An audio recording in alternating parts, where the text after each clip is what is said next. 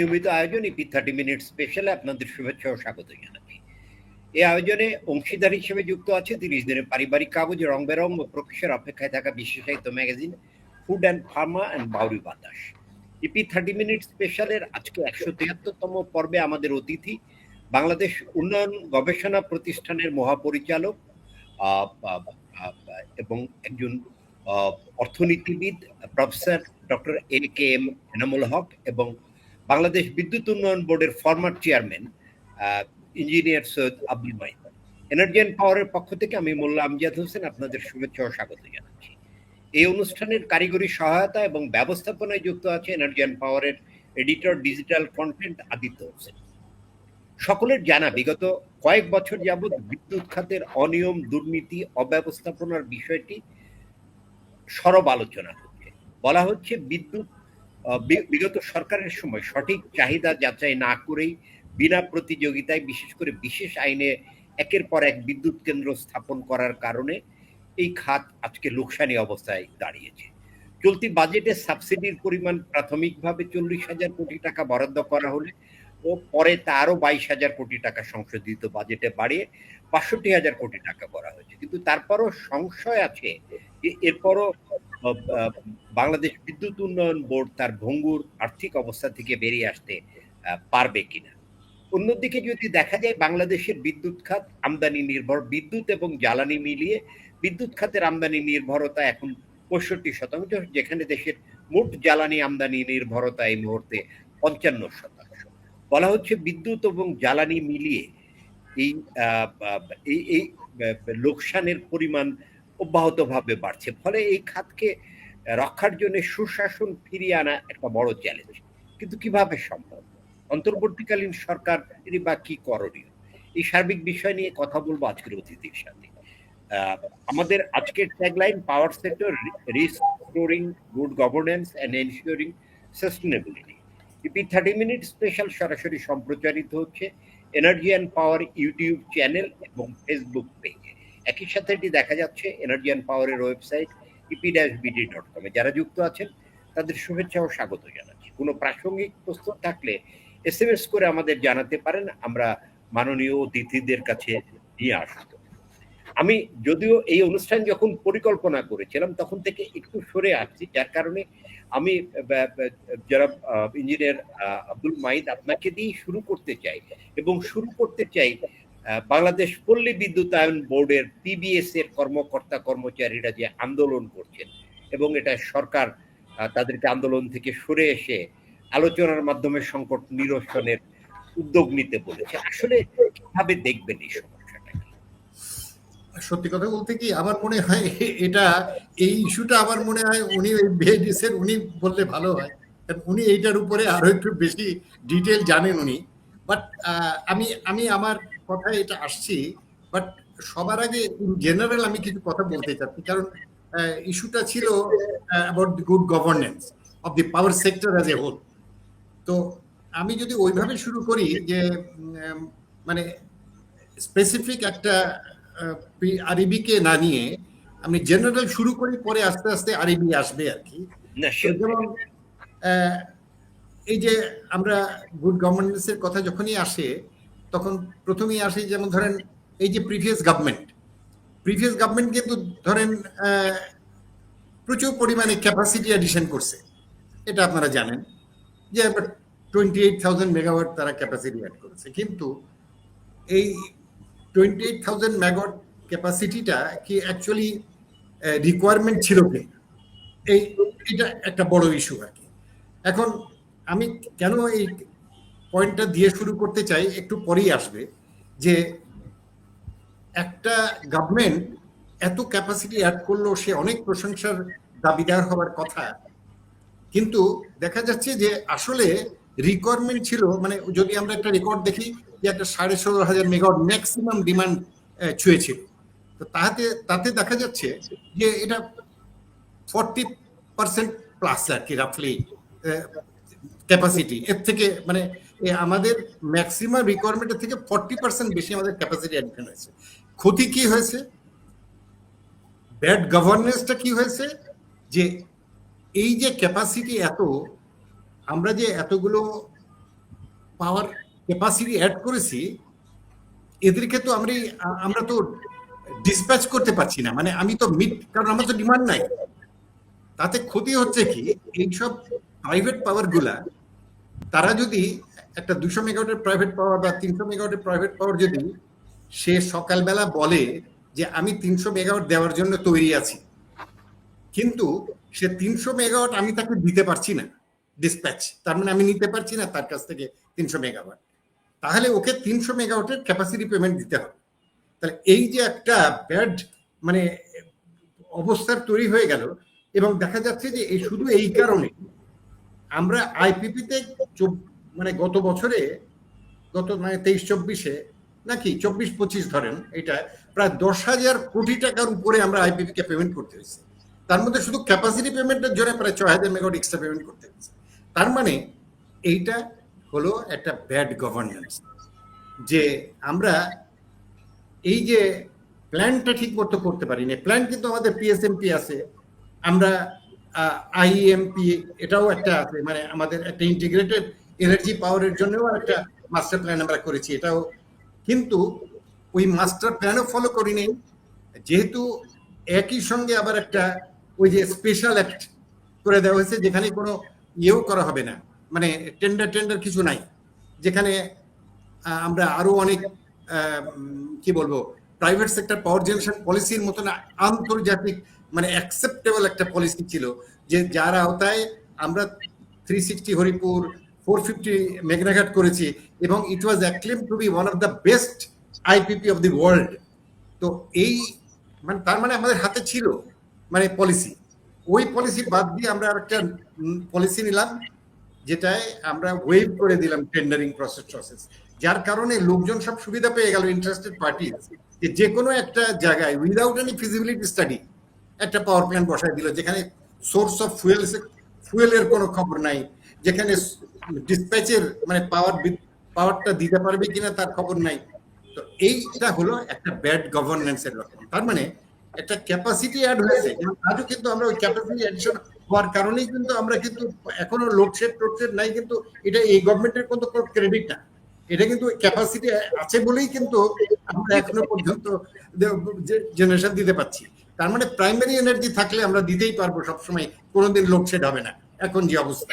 না, ইঞ্জিনিয়ার মাইদ আপনাকে এখানে থামাই। ডক্টর এনামুল হক, মানে যেটা আমি ইঞ্জিনিয়ার মাইদকে জিজ্ঞাসা করেছিলাম যে আরইবির যে সংকটটা চলমান আছে, এটা দিয়ে যদি শুরু করে ইঞ্জিনিয়ার মাইদ যেখান থেকে শুরু করলেন যে ওভার ক্যাপাসিটি একটা বার্ডেন তৈরি করেছে আমাদের আর্থিকভাবে, যেটাকে বাংলাদেশের বিদ্যুৎ উন্নয়ন বোর্ডকে আসলে একটা ভঙ্গুর আর্থিক অবস্থার দিকে নিয়ে গেছে, এই বিষয়টাকে কিভাবে দেখবেন যদি আরইবি নিয়ে একটু বলেন?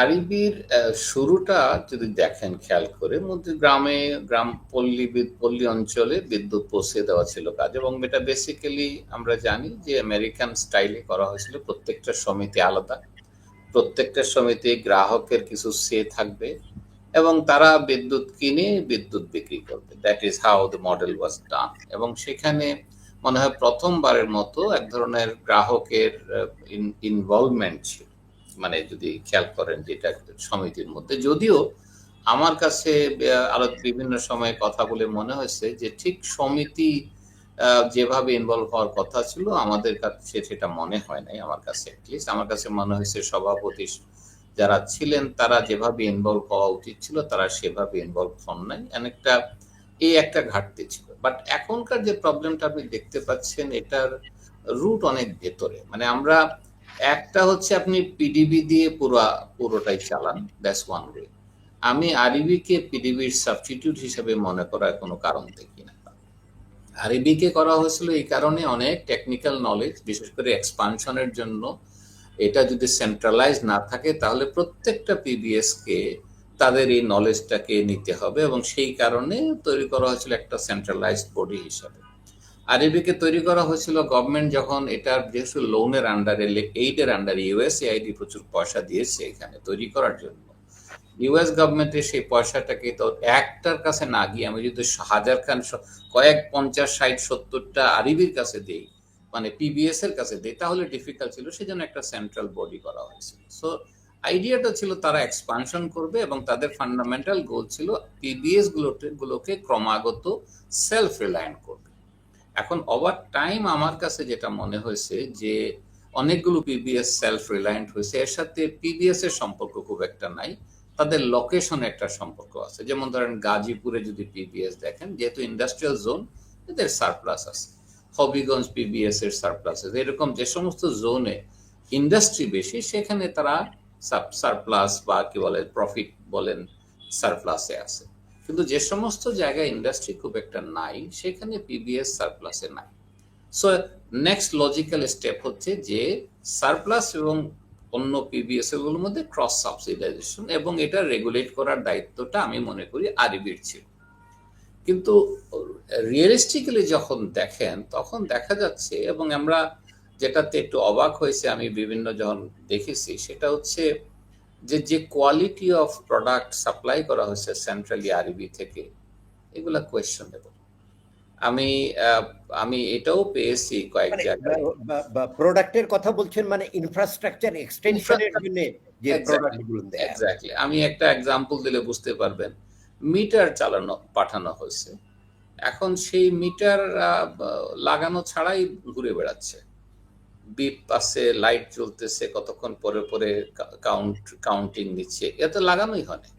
এখন আমরা যখন এটাকে আপনি ইঞ্জিনিয়ার আমার সাথে, আপনি উনিও ইঞ্জিনিয়ার, আমি এক ইঞ্জিনিয়ারকে জিজ্ঞাসা করলাম, বললো এটা তো ইম্পসিবল আইডিয়া। আরেকজন ইঞ্জিনিয়ার বললো 3% তো মিটার নষ্টই হতে পারে, অতএব এটা নিয়ে চিন্তার কোনো কারণ নেই। সো এখন এটা যখন গ্রাহকের কাছে গেছে, খেয়াল করে দেখেন, গ্রাহক যখন দেখতেছে আমার মিটার ঘুরছে না, বিদ্যুৎ ব্যবহার না করে, সে তখন কার উপরে রাগান্বিত হচ্ছে? পিবিএস এর কাছে, বলছে তোমরা এটা চুরি করছো। আর আরবি ঢাকায় বসে নাকে তেল দিয়ে ঘুমাচ্ছে যে এইটার দায় দায়িত্বটা কার। তাদের বক্তব্য হচ্ছে ওইটা তো তোমরা কিনছো আমার কাছ থেকে। মানে খুব ইন্টারেস্টিং স্ট্রাকচার এখানে। পিবিএস আরবি থেকে মিটারটা কিনে লাগাচ্ছে, টেকনিক্যালি কি হচ্ছে, আরবি বলছে তুমি মিটারটা নাও, সো টেকনিক্যালি তারা দিয়ে দিচ্ছে যেহেতু তারা কন্ট্রোলিং। সো এরকম একটা অবস্থা আমরা এটাও পেয়েছি। যেমন আর পিবিএস এর লোকজন যখন খেয়াল করবেন, মাঠে যারা কাজ করে তারা কাস্টমারের সাথে থাকে, কাস্টমার তাদেরকে 100 রকমের প্রশ্ন করে। যখন একটা ঝড়ের মধ্যে একটা লাইন চলে যায়, ইলেকট্রিক লাইন চলে যায়, তখন কিন্তু এই লোকগুলোই গিয়ে লাইনটা ঠিক করে আসে। এবং এদের একটা বিশাল অংশ পিবিএস এর, যদি আমরা যা আমাদের ইয়েতে দেখেছি, তারা আসলে যেটা বলে কাজ নাই মজুরি নাই গ্রুপ। এটা তো আমার আপত্তি ছিল না, কিন্তু আমি দেখেছি সেটা হচ্ছে এখানে হাত চলে গেছে, মানে অ্যাক্সিডেন্টে। যেহেতু ইলেকট্রিক পোলে কাজ করে, কিন্তু তাদের কোনো ইন্স্যুরেন্স ব্যবস্থা নাই, তাদের কোনো হেলথ ফেসিলিটিস নাই। আপনি একটা আরবির মতো অর্গানাইজেশন চালাচ্ছেন, এই দায়িত্বটা আপনি পিবিএস কেও বলছেন না করতে, সেখানে আপনি সরকারি রুল ফেলছেন, যেটা অন্য 10টা সরকারি অফিসের মতো। 10টা সরকারি অফিসের মধ্যে আপনি আমার অফিসে যদি একজন ক্লিনিং এ কাজ করে, কাজ নাই মজুরির ভিত্তিতে, তার তো এত রিস্ক নাই। ইলেকট্রিক পোলে সে কাজ করছে, তার কিন্তু এই প্রবলেম হচ্ছে, অনেক রিস্ক আছে, অনেক রিস্ক আছে, অথচ আপনি তাদেরকে কোনো প্রোটেকশন দিচ্ছেন না। সো আমি মনে করি এগুলো সিরিয়াসলি দেখার বিষয়। সো এগুলো সিরিয়াসলি দেখে একটা ব্যবস্থা নেওয়া উচিত ছিল। কিন্তু যেটা মনে হচ্ছে, আমার অবজারভেশন হচ্ছে যে পিবিএসরা এটা নিয়ে অনেক চেষ্টা করেছে, তদবির করেছে, চিৎকার করেছে, লাভ নাই। একসময় তারা বিদ্যুৎ বন্ধ করে দিয়েছিল, ইফ ইউ রিমেম্বার, এই সরকার আসার পরে, এবং তখন সরকার খুব বিব্রত হয়েছে যে আমাদেরকে ব্ল্যাকমেল করছে। তারা সেখান থেকে উঠে আসছে, কিন্তু অবস্থার কোনো অগ্রগতি হয়নি। সো আমি মনে করি যে এগুলো সিরিয়াসলি দেখা উচিত। এখন তারা চিৎকার করতে পারে, তাদের নেতাদেরকে আরো ইন্টারেস্টিং, পিবিএস এর প্রত্যেকটা এমপ্লয়ি পিবিএস এর এমপ্লয়ি। এখন আপনি পিবিএস এর এমপ্লয়িকে রাজশাহী থেকে বদলি করে দিচ্ছেন সিলেটে, সে আসলে পিবিএস এর এমপ্লয়ি। এবং আমি এটাও দেখতে পেয়েছি, ভেরি ইন্টারেস্টিং, একই লোক 2টা অ্যাপয়েন্টমেন্ট লেটার নিয়ে ঘুরে বেড়াচ্ছে। বলে কিরকম? বলে প্রথম অ্যাপয়েন্টমেন্ট লেটার তাকে দেশে রিক্রুটমেন্ট করার সময় আরবি, তারপরে তাকে বলছে জয়েন করো গিয়ে কুমিল্লা পিবিএস এক্সাম্পল দিচ্ছি, ওখানে আবার আরেকটা অ্যাপয়েন্টমেন্টে দেওয়া হয়েছে। তাকে ট্রান্সফার করা হয়েছে কুমিল্লা থেকে সিলেটে আবার বলা হয়েছে তোমার এই হলো তোমার ট্রান্সফার, এই তোমার পেনশন প্রভিডেন্ট ফান্ড টাকা পাঠিয়ে দিলাম। মানে ম্যাচ করার একটা সীমা আছে। আপনি সিরিয়াসলি যদি খেয়াল করেন, আপনার মাঠে যারা আছে, যারা কাস্টমারকে ফেস করে, তাদেরকে আপনি কোনো অথরিটি দিচ্ছেন না। এভাবে তো করতে পারবেন। তাহলে আপনার মনে হয় যে দীর্ঘদিন ধরে এই যে এই অব্যবস্থাপনা জমে থাকারই আজকে এটা ফসল? এটা দীর্ঘদিন। আমি এমনও জায়গায় গেছি যেখানে পিবিএস এ গিয়ে আমরা পোলের পর পোল দেখতেছি। জিজ্ঞাসা করলাম এই পোল কোথা থেকে আসছে, বলে এগুলো আরবি পাঠাই দিচ্ছে। আপনারা কিনেন নাই? বলে আমরা তো না কিনে উপায় নেই, আমাদেরকে বলা হয়েছে কিনে ফেলেন। বলে আমাদের পোল লাগবে কি লাগবে না সেটারও দরকার নাই, অথচ আপনি এর চেয়ে কম পয়সাতে অনেক কাজ করতে পারতেন। আপনি ক্লাইম্বিং ওর একটা এগেন তাহলে সেন্ট্রালি আরবির ব্যাড গভর্নেন্সের যে ফসলটা সেটা পিবিএস এর উপর দায়টা চেপেছে এবং লোকসান বাড়িয়েছে আরো। একদম তাই। ডক্টর এনামুল, আপনি কি বলবেন যে আসলে এই সরকার তো ট্রাই করছে বিষয়টা সলভ করার জন্য, মানে কি ধরনের উদ্যোগ নিলে এই অসন্তোষ কমে মানে কাজের পরিবেশ ফিরতে পারে? মানে এখানে তো বললাম, এটা আমার হিসাবে হচ্ছে আরবিকে রেগুলেটর হিসেবে কনভার্ট করা। দে শুড নট, এটা একসময় তারা ইমপ্লিমেন্টিং এজেন্সি ছিল। কখন? যখন তাদেরকে বলা হয়েছিল যে হ্যাঁ আপনারা সারা বাংলাদেশে এক্সপান্ড করেন। এখন পিবিএস গুলো শক্তিশালী, পিবিএস এর নিজস্ব লোক আছে।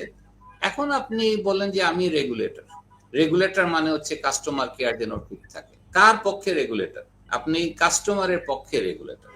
সেই রেগুলেশনটা আপনি করেন, যেটা আপনি ব্যাংক কি করে, ব্যাংক দেখেন, ব্যাংক রেগুলেট করে না, উচিত হচ্ছে সেন্ট্রাল ব্যাংক রেগুলেট করে কার পক্ষে?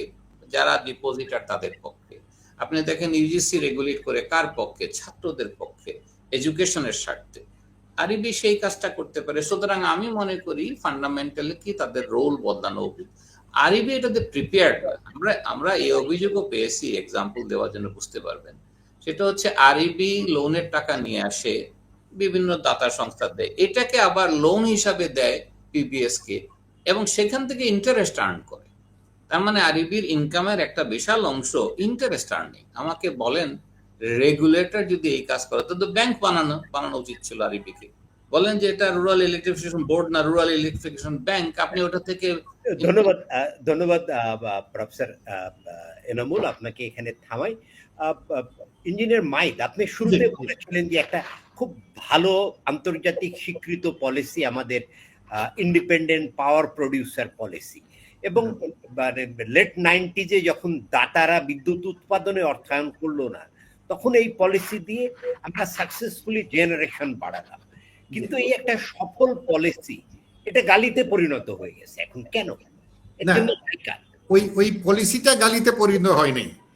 ওই পলিসিতে যে কয়টা প্ল্যান হয়েছে সবগুলা প্ল্যানগুলো মানে দেওয়ার অল ওকে, কিন্তু সাবসিকুয়েন্টলি ওই যে বললাম যে যখন আপনি ওই স্পেশাল একটা করলেন, মানে ওই যে কুইক ইলেকট্রিসিটি এনার্জি পদ্ধতি যখন চেঞ্জ করলাম, হ্যাঁ পদ্ধতিটা যখন চেঞ্জ করলেন, ওই তখন কি দাঁড়ালো, আপনি তখন অ্যাট র্যান্ডাম বিভিন্ন আইপিপি, বিভিন্ন ফরম্যাট, মানে এসআইপিপি, কিউপিপি, মানে কুইক রেন্টাল পাওয়ার প্ল্যান্ট, এরকম বিভিন্ন নামের অনেক প্ল্যান্ট হতে থাকলো।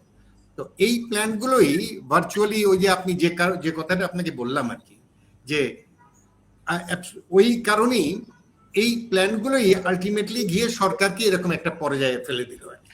এবং আমি সেই জন্য আমি বলতে যাচ্ছি, আমার মনে হয় আমরা একটু সাম আপ যদি করি ওইভাবেই, যে হাউ টু মানে অ্যাড্রেস, মানে এইসব এই যে এত সুন্দর একটা যেখানে পলিসি ছিল, প্রাইভেট পাওয়ার জেনারেশন পলিসি, আমি আপনাকে তো বললাম যে এই পলিসিতে যে 360 এবং 450 যে হয়, সেই সময় কন্টেম্পোরারি ইন্ডিয়া এবং পাকিস্তানে আমাদের যেখানে 2.73 সেন্ট বা 2.79 সেন্ট, তখন পাকিস্তানে 6 সেন্টে বিদ্যুৎ কিনেছে ওরা, ইন্ডিয়াতে 7 সেন্টে কিনেছে, এবং তারা অবাক হয়ে গেছে যে হাউ কাম বাংলাদেশের মতো এরকম একটা পেটি কান্ট্রি এত সুন্দর কন্ট্রাক্ট কি করে করলো, only because of that policy আর কি। যাই হোক, তো আমি বলতে চাচ্ছি যেটা, যে আসলে একটা গুড গভর্নেন্স আমাদের এই পাওয়ার সেক্টরে এস্টাবলিশ করতে গেলে সবার আগে দরকার মানে আমাদের সব ক্ষেত্রে একটা ট্রান্সপারেন্সি এন্ড অ্যাকাউন্টেবিলিটির ব্যবস্থা করা, 1 নম্বর। 2 নম্বরে ওই যে কথাটা আসছে যে আমাদের যে অর্গানাইজেশন গুলো, এই যে একটু আগে বললেন পিডিবি, আরইবি, পিজিসিবি বা বা যতগুলো অর্গানাইজেশন আছে, আমাদের অর্গানাইজেশন গুলো কিন্তু ভালো, ওয়েল, কিন্তু প্রশ্ন হচ্ছে গিয়ে এই অর্গানাইজেশন গুলোর যে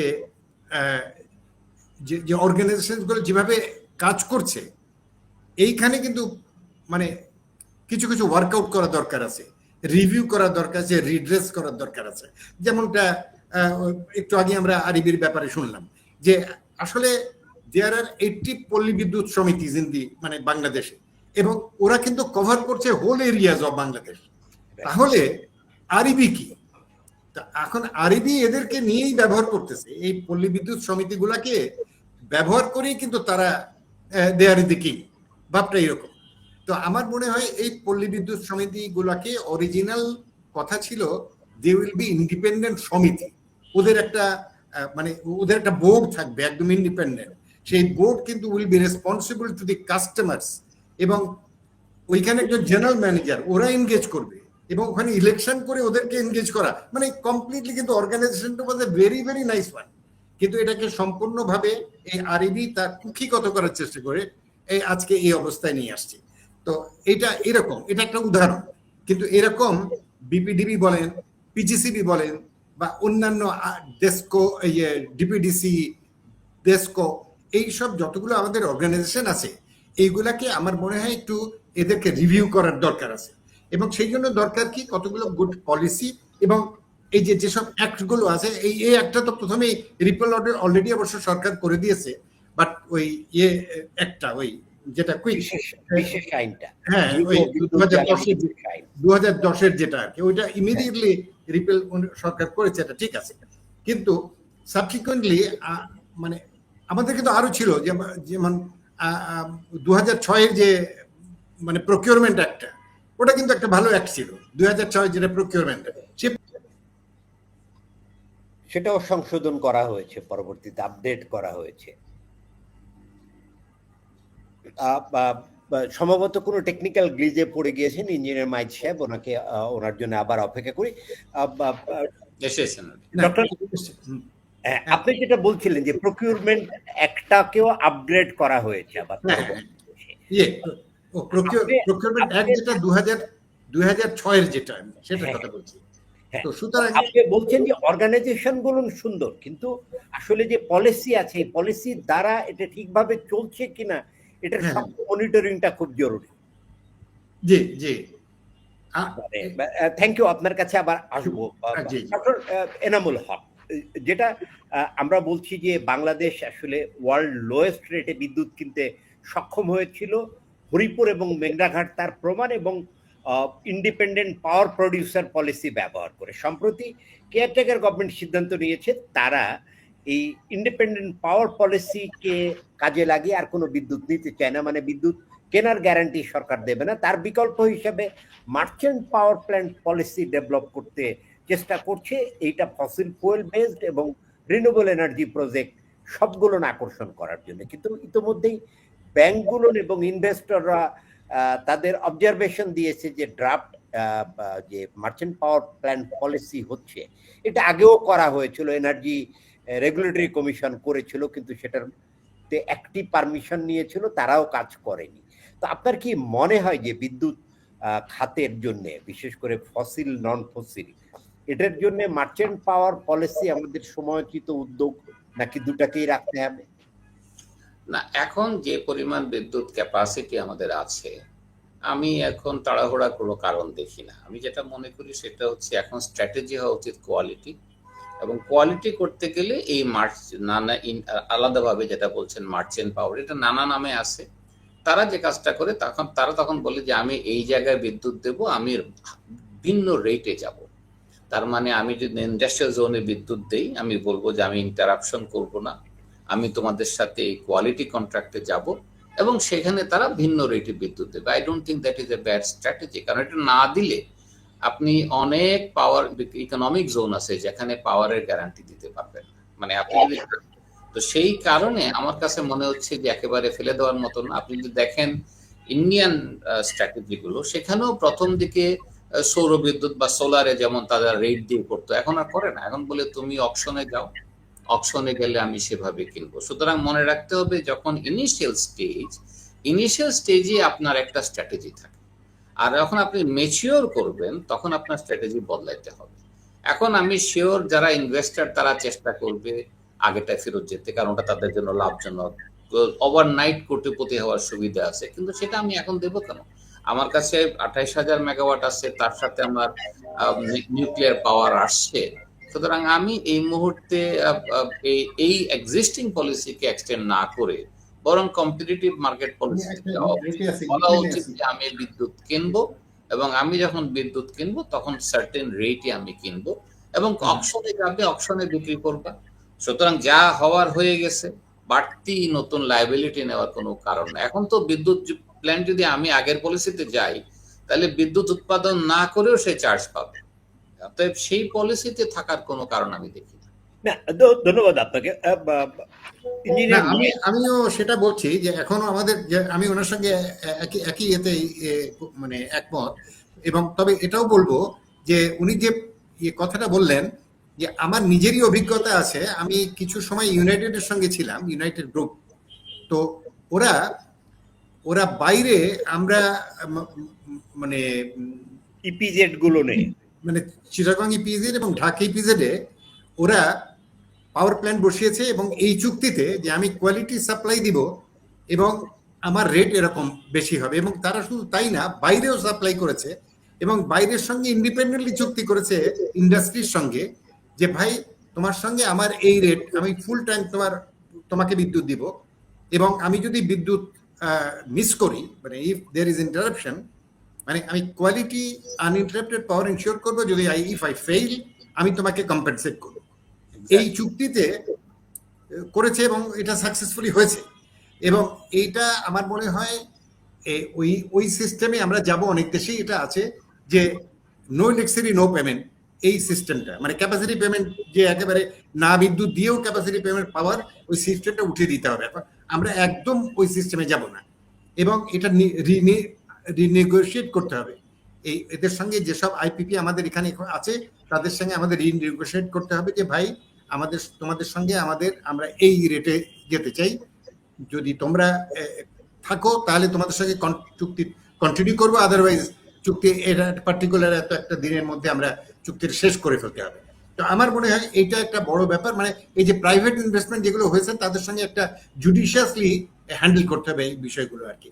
এবং বাংলাদেশ গভর্নমেন্ট এর যেসব এই যে সাবসিডির কথাটা আপনি দিয়ে শুরু করেছিলেন আর কি, এখন এই সাবসিডির উপরে তো চলতে পারে না। এবং আসলে সেই জন্য ট্যারিফটাও ওরকম একটা রেশনালাইজেশন করতে হবে, যে এমন একটা ট্যারিফ তৈরি করতে হবে যাতে যে ট্যারিফে, কারণ ইলেকট্রিসিটি কিন্তু একটা প্রাইম কমোডিটি। কিন্তু এই যে পাওয়ার পারচেজ এগ্রিমেন্ট এবং ইমপ্লিমেন্টেশন এগ্রিমেন্ট, এখানে যে ফোর্স মেজার্সটা আছে, এই ফোর্স মেজার্স এর আওতায় কি রিনেগোসিয়েশন করা সম্ভব, নাকি এটা আবার আইনগত জটিলতা?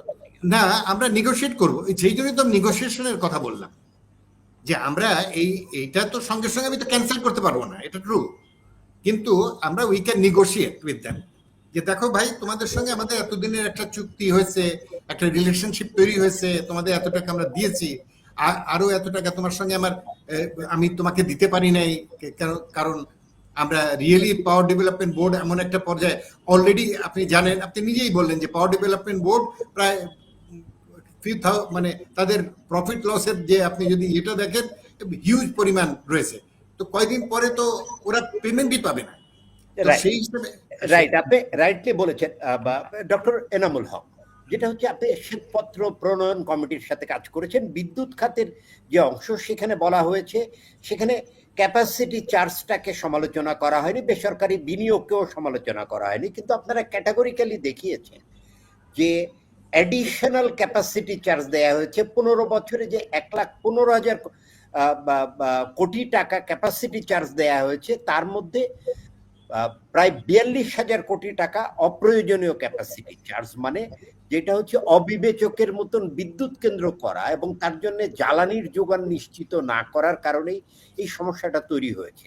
তাহলে তো যে বিষয়টা আমরা বললাম যে পলিসি বা ক্যাপাসিটি চার্জ তো এখানে দায়ী না, দায়ী তো নীতির বাস্তবায়ন, তাই কিনা? না, প্রথম কথা হচ্ছে যে আমরা যখন মানে আমরা যখন রিভিউ করেছি তখন কতগুলো জিনিস পেয়েছি। একটা হচ্ছে গভর্নমেন্টের ফোরকাস্ট যে এই পরিমাণ বিদ্যুৎ লাগবে। উদ্দেশ্য ছিল যে আমি বিদ্যুৎ ব্যবসা করব, আমার লোকজন বিদ্যুৎ ব্যবসা করবে, তো তাইলে করতে গেলে কি করতে হবে, ফোরকাস্ট বাড়াইতে হবে। সুতরাং রাতারাতি ফোরকাস্ট বাড়ানো হয়েছে, যেগুলোর পেছনে কোনো মডেলিং, কোনো ধরনের ভালো অ্যানালাইসিস ছিল না। 40,000 মেগাওয়াটকে 60,000 মেগাওয়াট বানানো হয়েছে ওভারনাইট। সো এগুলোর উদ্দেশ্য ছিল ইনভেস্টমেন্ট করা, যাতে করে আমি তাকে পয়সা দিতে পারি। So it's like a financing someone, আমি যেভাবে দেখি। So that is how they were doing it.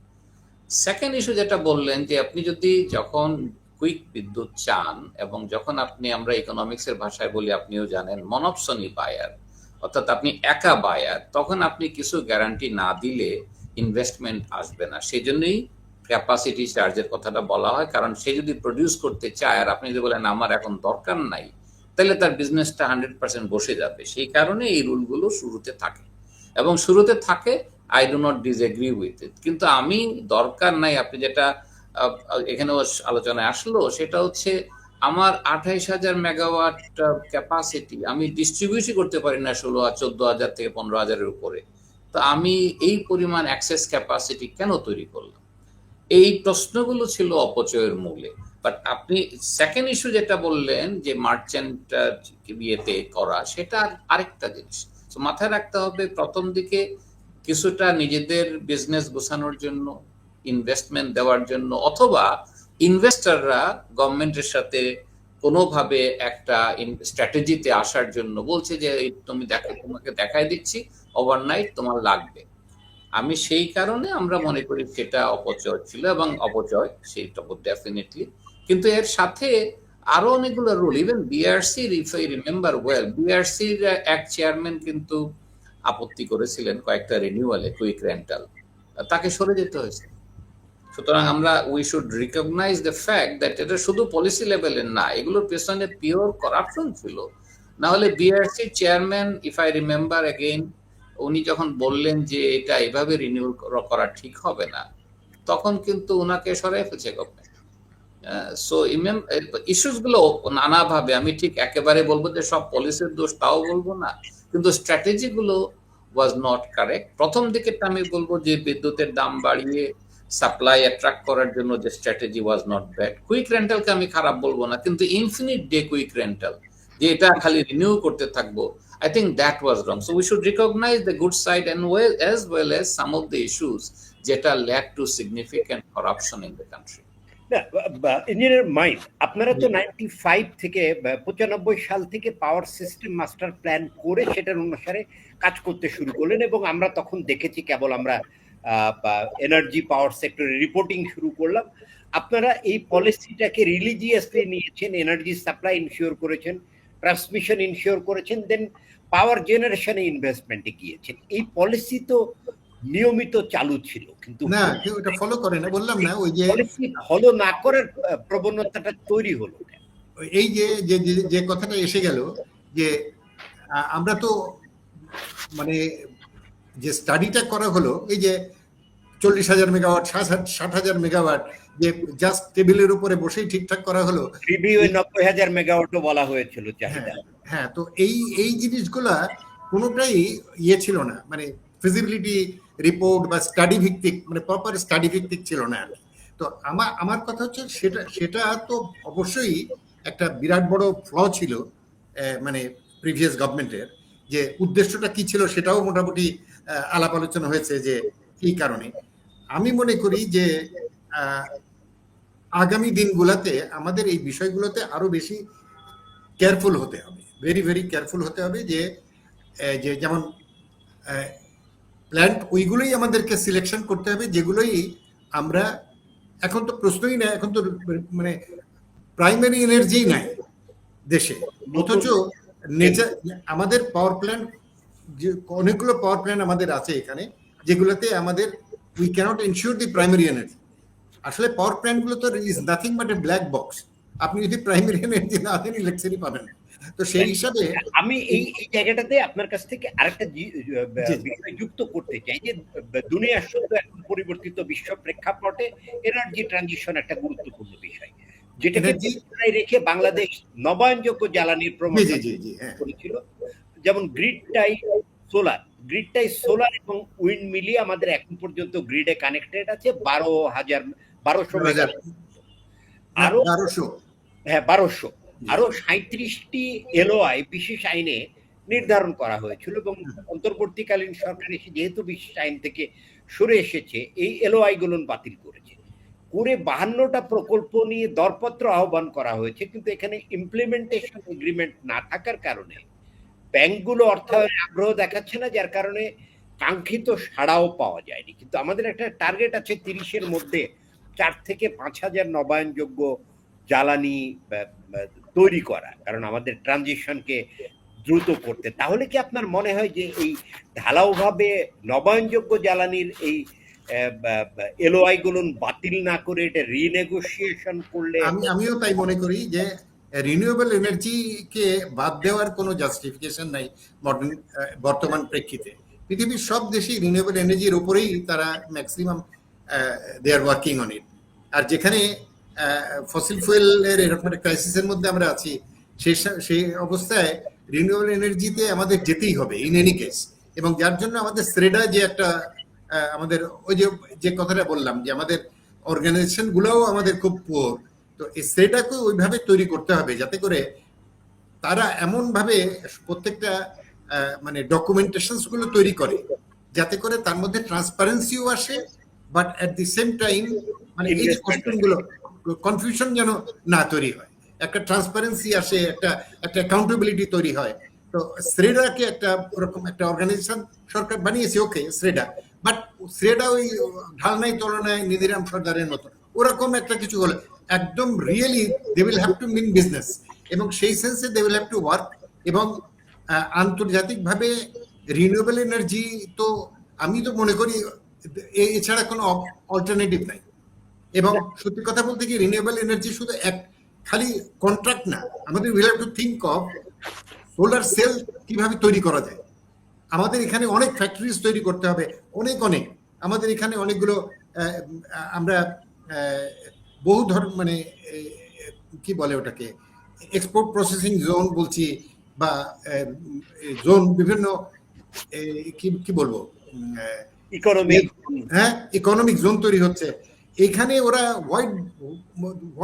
why don't they মানে মানে install a number of these factories, মানে সোলার প্যানেল। রাইট, আপনার কাছে আবার আসবো ডক্টর এনামুল হক। সরকারের ইন্টেনশন গুড, কারণ বিশেষ আইনে যেহেতু করা হয়েছিল এর মধ্যে অনেক রাজনৈতিক প্রকল্প ছিল, আবার বিদেশি বিনিয়োগকারীদেরও প্রকল্প ছিল। তো এই যে মানে 37টা এলওআই বাতিল করার জন্য একটা নেগেটিভ ইম্প্যাক্ট তৈরি হয়েছে, কারণ রিনিউয়েবলে আমরা আসলে বিগিনার এখন। তো আপনার কি মনে হয় যে মানে এটা রিনেগোশিয়েট করার বা কেস টু কেস ভিজিট করার সুযোগ ছিল বা এখনো আছে কিনা? ডেফিনেটলি আছে, তবে আমি যতটা আপনারা আপবিট আমি অতটা আপবিট না।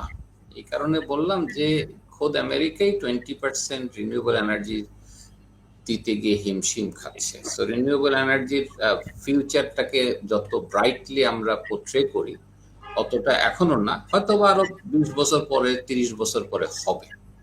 এবং আপনি যদি গ্লোবাল এনার্জি ডিমান্ডকে যদি চিন্তা করেন, নানাভাবে টেকনোলজিক্যাল ইনফিল্ট্রেশনের পরের কারণে অয়েলের লাইফ লম্বা হয়ে যাচ্ছে মানে হচ্ছে যে এটা আরো অনেকদিন সার্ভাইভ করবে এনার্জি এফিসিয়েন্সির কারণে। সো যেভাবে আমাদের মতো দেশ, এখন আমাদের দেশে রিনিউয়েবল এনার্জি বলতে হয় সোলারে যাবেন, যেটাতে আমি মনে করি rooftop solar is a very good solution, কিন্তু আমরা এখনো এটাকে ফেক রুফটপে তৈরি করে ফেলছি।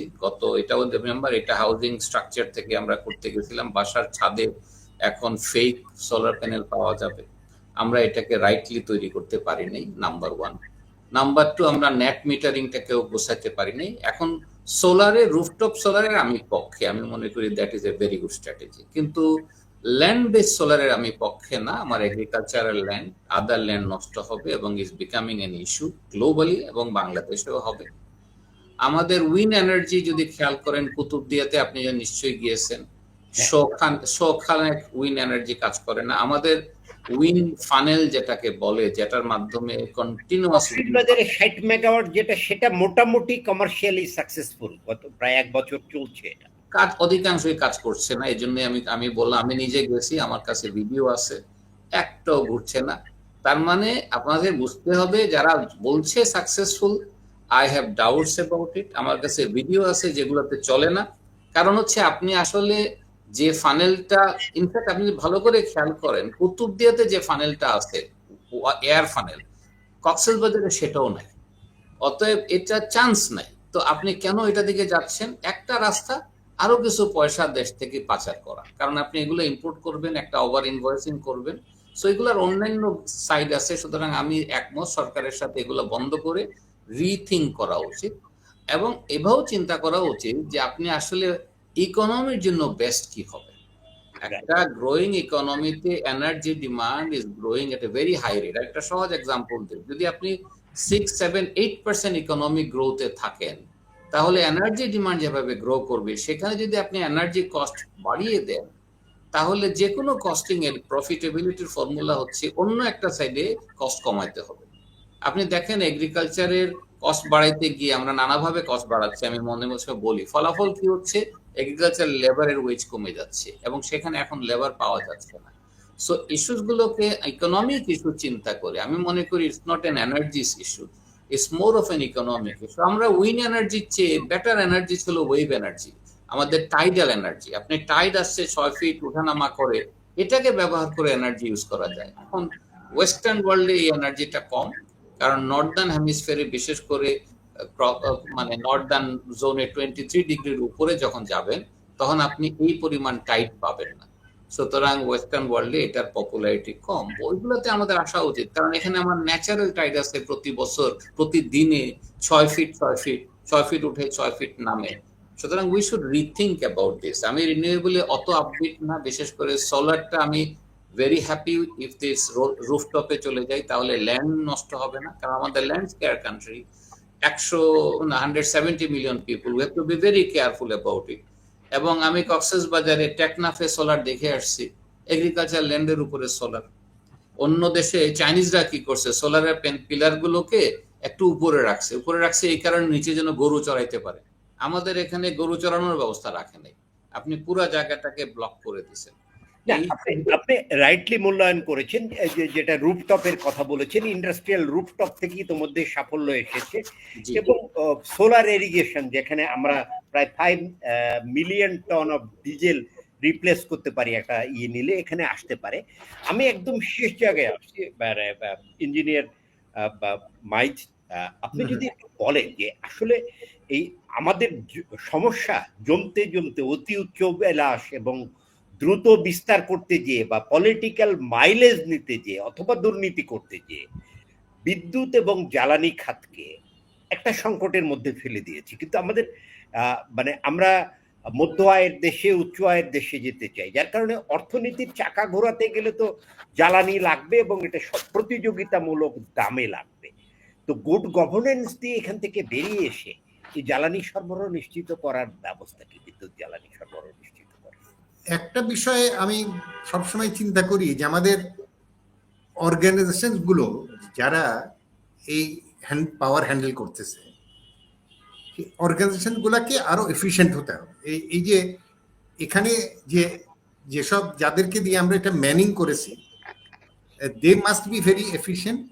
তাদেরকে অনেস্ট হতে হবে, এবং এদের ট্রেনিংটাও, মানে আমি মনে করি যে ধরনের মানে আমাদের যেসব পাওয়ার প্ল্যান্টস গুলো যেখানে অপারেট করতেছে, বা ট্রান্সমিশন লাইন গুলো অপারেট করতেছে, এই বা ইভেন ডিস্ট্রিবিউশন সিস্টেম, এখানে আপনি যদি রিয়েলি একটা সাস্টেইনেবল একটা পাওয়ার সিস্টেম দেখতে চান আগামীতে, এখানে কিন্তু যারা এই ম্যান পাওয়ার যাদেরকে দিয়ে আপনি এদেরকে কাজ করাচ্ছেন, এদেরকে কিন্তু এফিশিয়েন্ট করতে হবে 1 নম্বর। এবং তাদেরকে শুধু এফিসিয়েন্সি না, অ্যাট দি সেম টাইম তাদেরকে আপনি সাফিসিয়েন্ট তাদের রেমুনারেশন, যেটাকে বলা হয়, আমরা মাঝে মাঝে চিন্তা করি যে কতখানি রেমুনারেশন মানে তার জন্য দরকার কম্পেনসেশন যেটাকে বলা হয়, ঠিক ততখানি চিন্তা ভাবনা করা। এবং ওই যে বললাম যে আপনি যতটুকু তাকে রেমুনারেশন বা রেসপন্সিবল করবেন অতখানি অ্যাকাউন্টেবলও করবেন। কিন্তু আনফর্চুনেটলি আমাদের দেশে এই যে দেখেন এখন সরকার একটা পাবলিক মানে গভর্নমেন্ট অফিসের জন্য একটা রেগুলেশন তৈরি করতে চেয়েছিলেন, যে তো সেই রেগুলেশনটাও ওরা করতে দিবে না। এটা আমি তো বুঝতে পারি না কেন। এখন এইটাই কিন্তু কি, যে একটা যাদেরকে দিয়ে আপনি কাজ করাবেন তারা যদি এফিশিয়েন্ট না হয়, আপনি you cannot get the things done efficiently. এবং আপনার জিনিসটা ওইটাই হচ্ছে মোস্ট ইম্পর্টেন্ট। এটা কিন্তু শুধু তাই না, প্রকিউরমেন্ট সবকিছুতে কিন্তু এফিসিয়েন্সি দরকার। আপনি একটা জিনিস প্রকিউর করবেন, সেই প্রকিউরমেন্টে যদি আপনি অ্যাকাউন্টেবিলিটি না থাকে, তাহলে কিন্তু আপনি সেইভাবে আপনি প্রকিউর করতে পারবেন না। দি বেস্ট গুড কিনতে হবে at the most competitive rate. এই যে একটা থিং, এই জিনিসটা যদি একটা বেস্ট পার্সনকে যদি আপনি না দেন ওখানে, তাহলে কোনোদিন এটা করতে পারবেন না। আপনার কি মনে হয় যে এই প্রক্রিয়ায় যাওয়ার জন্য পলিসি ফর্মুলেশন এবং ইমপ্লিমেন্টেশনের এই বডিগুলোকে ভিন্ন করে ফেলানো দরকার, আলাদা করে ফেলানো দরকার? আমি তো মনে করি যে হ্যাঁ, করা দরকার, এবং অবশ্যই করা দরকার, যাতে করে মোট কথা হচ্ছে এটা ইমপ্লিমেন্ট করতে হবে। এবং সত্যি কথা বলতে যে আপনি দেখেন আমাদের এই প্রেজেন্ট গভর্নমেন্টের আলটিমেটলি আমি জানি না হাউ লং দে উইল থাকবে, তারা কতদিন থাকবে, নেক্সট পলিটিক্যাল গভর্নমেন্ট ইলেকশনের পরে আসবে এবং তারা কিভাবে কি করবে। বাট আপনি যদি চিন্তা করেন মালয়েশিয়ার ঘটনা, যখন ডক্টর মাহাথির মোহাম্মদ এসেছিল, তখন কিন্তু উনি প্রথমে এইসব অর্গানাইজেশনসগুলোর এফিসিয়েন্সি ইমপ্রুভ করার চেষ্টা করেছিলেন সবার আগে। এবং সেই সময় কিন্তু উনি জানেন যে যাই আপনি করেন এই লোকগুলোকে দিয়েই করতে হবে। এখন এই লোকগুলোকে যদি আপনি ঠিক মতন, সেই লোকগুলো যদি কাজগুলো না করে, তাহলে কিন্তু আলটিমেটলি আপনি you won't get the product. তো আমার মনে হয় এই বিষয়টা ভেরি ইম্পর্টেন্ট। এইটা আমি জানি না, আমার খুব একটা ভালো জানা নেই। আমার ফ্রেন্ড বিআইডি স্যার, উনি ওনার কি কনসেপ্ট আছে, উনি নিশ্চয়ই এটাও চিন্তা করতে। ধন্যবাদ আপনাকে, এখানেই থামাই। প্রফেসর এনামুল হক, যে যে যে বিষয়টা আপনি খুব রাইটলি বললেন যে আমার ইকোনমিকে আগানোর জন্য জ্বালানি লাগবে, এবং এই জ্বালানি প্রতিযোগিতামূলক দামেই লাগবে। যেটা হচ্ছে এখন শিল্পের জন্য গ্যাস দরকার, আমরা দিতে পারছি না। কোয়ালিটি ইলেকট্রিসিটি দরকার, সেটা আমরা দিতে পারছি না। যার কারণে প্রতিদিনই শিল্প তার উৎপাদন বিঘ্নিত হচ্ছে। এই যে মানে চলমান যে সংকট বিদ্যুৎ জ্বালানি খাতে আছে, এটা থেকে প্রতিষ্ঠানগুলোকে যদি দক্ষ করে না তোলা যায়, তাহলে এই পরিস্থিতি, জ্বালানি সরবরাহ পরিস্থিতি, কম্পিটিটিভ দামে এটার অবস্থা আরো অবনতি হবে। কি বলবেন, কি উদ্যোগ নেওয়া উচিত, কোন পথে আগানো উচিত? এটা তো এক কথায় সলভ করা খুব ডিফিকাল্ট। মানে আমি বুঝতে পারছি যে এখানে আপনি মাল্টিপল কজেস আছে আজকের এই অবস্থানের জন্য। একটা হচ্ছে করাপশন। সো করাপশন আপনাকে এই জায়গায় আনছে, সেটা আপনি বুঝতে পারছেন। অতি লোভ বলতে পারেন, করাপশন না বলে। সকলের লোভ এত বেশি যে তারা ভাবতেছে রাতারাতি কোটিপতি হয়ে যাবে, সেটাও হতে পারে। সরকার হয়তো সবাই অনেস্ট। আবার আপনি প্ল্যান করার সময় আপনি সমন্বিত প্ল্যান, যেটাকে বলি ইন্টিগ্রেটেড প্ল্যান করেন। একটা এক্সাম্পল দিলে বুঝতে পারবেন। আপনি মিরেশ্বরাইতে ইকোনমিক জোন করছেন, আপনার পাওয়ার সোর্স কোথায় আপনি চিন্তা করেন না। আপনি ইকোনমিক জোন করছেন সারা দেশে 100টা, সরকারের প্ল্যান। আপনি পাওয়ার জোন গুলোকে মিলাচ্ছেন না। আপনার তো মাথায় রাখতে হবে যে একটা economic zone is a power hungry zone. সেখানে প্রচুর ইলেকট্রিসিটি, এনার্জি লাগবে, ওয়াটার লাগবে, আপনি পানি দেখো। তার মানে আপনি সমন্বিত না করে আপনি যদি ডেভেলপমেন্ট প্ল্যানকে নেন, এবং আপনি যদি এটাকে চিন্তা না করেন যে আচ্ছা আমি কিভাবে করব। আমি এই জন্য গোড়ার কথায় গেলাম, বললাম যে আজকে ইন্ডাস্ট্রিয়াল জোনগুলো তাদের পাওয়ার সোর্স আলাদা করে দেওয়া উচিত। ওই যে মার্চেন্ট পাওয়ার প্ল্যান্ট থেকে করেন, কোনো আপত্তি নাই। আমার ন্যাশনাল পাওয়ার গ্রিডের দায়িত্ব হবে জনগণকে স্বস্তি দেওয়া, কারণ জনগণকে স্বস্তি না দিলে গভর্নমেন্ট বিপদে পড়বে। সুতরাং পাবলিক পলিসিতে আমার ধারণা যে আমরা টেরিটোরিয়াল যেভাবে ধরে নিচ্ছি সব আমি করব, একটা অর্গানাইজেশন করবে, এটা থাকা ঠিক হবে না।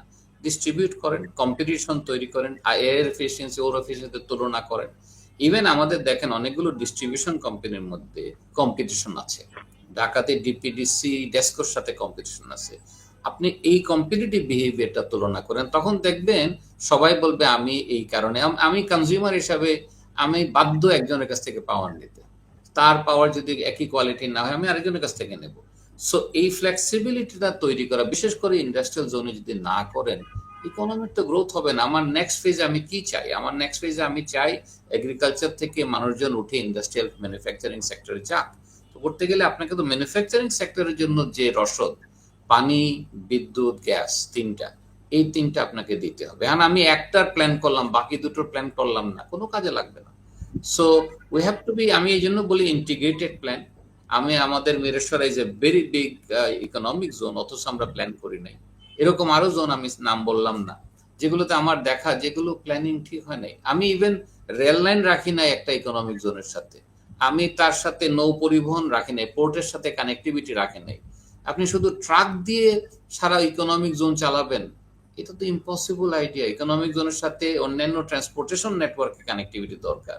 সো আমরা যারা জোন করছি, আমার কাছে মনে হচ্ছিল, যদিও এটার সাথে সম্পর্কিত না, এগুলো সব জমি বিক্রি কেনার জন্য, মানে জমির ব্যবসার জন্য যদি আপনি ব্যবসা শুরু করেন, then you cannot do much. সুতরাং ওভারঅল পলিসিগতভাবে ইন্টিগ্রেশন করা উচিত, চিন্তা করা উচিত। আমি সেভাবে দেখি, না হলে সবাই জমির ব্যবসা করছে, যাকেই বলেন সে বলে আগে জমি দাও।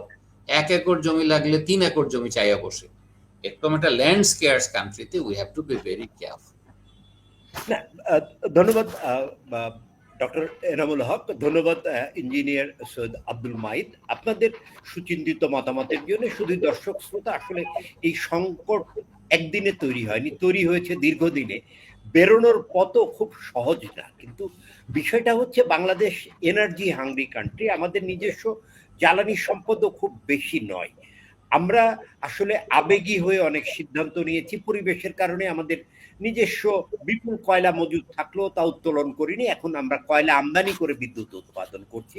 আবার গ্যাস আরো প্রাপ্যতা থাকলেও সেই গ্যাস অনুসন্ধানের জন্য যথাযথ বিনিয়োগ আমরা করিনি। অন্যদিকে গ্যাস আমদানি করা, বিশেষ করে এলএনজি আমদানির করার কথা ভাবলেও এই এলএনজি পর্যাপ্ত আমদানি করার জন্য অবকাঠামো আমরা তৈরি করতে পারি না। আমরা বিশ্বাস করতে চাই আগামী দিনের সরকারগুলো সমন্বিতভাবে শিল্প এবং অর্থনীতির কথা বিবেচনায় রেখে জ্বালানি খাতের পরিকল্পনা নেবেন, এবং এই পরিকল্পনাটা হবে সমন্বিত, নীতি নির্ধারণ এবং বাস্তবায়নকে সুনির্দিষ্টভাবে আলাদা করে এর সঠিক মনিটরিং এর মাধ্যমে আমাদের সুশাসন ফিরিয়ে নিয়ে আসতে হবে এই খাতে। না হলে প্রতিষ্ঠানগুলো টিকবে না। জ্বালানি খাতের সেবাদানকারী প্রতিষ্ঠানগুলো যদি ধ্বংস হয়ে যায়, এই খাতের সেবা প্রদানও সম্ভব হবে না। শুধু দর্শক শ্রোতা, এনার্জি অ্যান্ড পরিবেশ ও জ্বালানি বিষয়ক আপডেট জানার জন্য আপনি নিয়মিত ভিজিট করতে পারেন এনার্জি অ্যান্ড পাওয়ারের ওয়েবসাইট ep-vt.com এ। আপনি আমাদের ডিজিটাল আয়োজনে যুক্ত থাকার জন্য সাবস্ক্রাইব করতে পারেন এনার্জি অ্যান্ড পাওয়ারের ইউটিউব চ্যানেল, এবং লাইক দিয়ে যুক্ত থাকতে পারেন আমাদের ফেসবুক পেজে। সম্মানিত অতিথি, আমাদেরকে সময় দেওয়ার জন্য আপনাদেরকে অনেক অনেক কৃতজ্ঞতা এবং ধন্যবাদ। ইপি 30 মিনিট স্পেশালের 174তম পর্ব সম্প্রচারিত হবে আগামী 3 জুন একই সময় নতুন কোনো বিষয় নিয়ে অন্য অতিথিদের সাথে। দেখার আমন্ত্রণ থাকলো। ভালো থাকবেন।